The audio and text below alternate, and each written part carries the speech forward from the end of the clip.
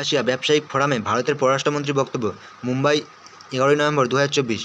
মুম্বাইয়ে আয়োজিত ভারত রাশিয়া ব্যবসায়িক ফোরামে বক্তব্য রাখেন ভারতের পররাষ্ট্রমন্ত্রী ডক্টর এইচ জয়শঙ্কর।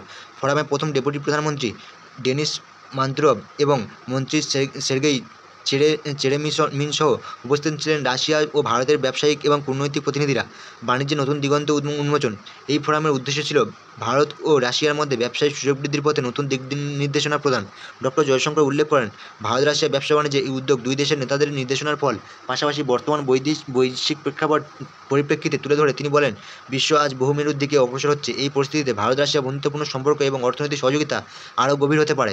10টি গুরুত্বপূর্ণ উন্নয়ন। দুই দেশের সম্পর্কের বর্তমান প্রেক্ষাপটে মন্ত্রী 10টি গুরুত্বপূর্ণ বিষয় তুলে ধরেন। প্রথম, দুই দেশের মধ্যে বর্তমানে বাণিজ্য 66 বিলিয়ন মার্কিন ডলার ছুঁয়েছে, যা 2030 সালের মধ্যে 100 বিলিয়ন মার্কিন ডলারের লক্ষ্য পূরণ করতে সহায়ক হবে। 2, বাণিজ্যের ভারসাম্য রক্ষা করতে শুল্কমুক্ত সুবিধা প্রদান এবং নিয়মাবলী সহজ করার প্রয়োজন।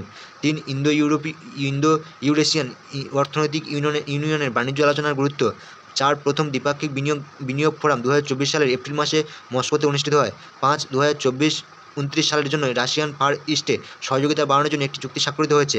6, দ্বিপাক্ষিক বাণিজ্যে নিজ নিজ দেশের মুদ্রায় লেনদেনের বিশেষ গুরুত্ব রয়েছে। রুপি ভস্ত্র অ্যাকাউন্ট পদ্ধতির এই মুহূর্তে কার্যকর একটি মাধ্যম।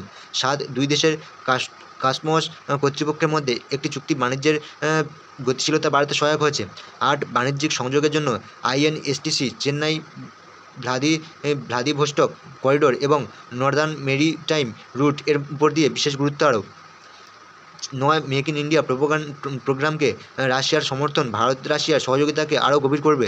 10, অর্থনৈতিক ক্ষেত্র ছাড়া শিক্ষাক্ষেত্রে এবং চলচ্চিত্র শিল্পে সহযোগিতা বৃদ্ধির সম্ভাবনা। অর্থনৈতিক অংশীদারিত্বের দিশা।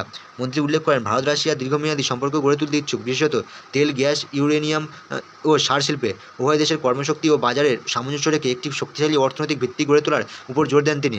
নতুন সম্ভাবনার দিকে অগ্রসর। ডক্টর জয়শঙ্কর বলেন, মানব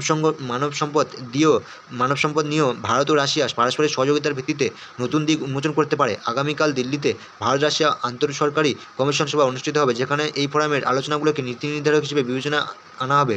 উপসংহার। পররাষ্ট্রমন্ত্রী আশা প্রকাশ করেন যে এই ফোরামের আলোচনাগুলি ভবিষ্যতের নেতৃত্বে কার্যকরী ভূমিকা রাখবে এবং ভারত রাশিয়ার অর্থনৈতিক সম্পর্ককে আরও শক্তিশালী করবে।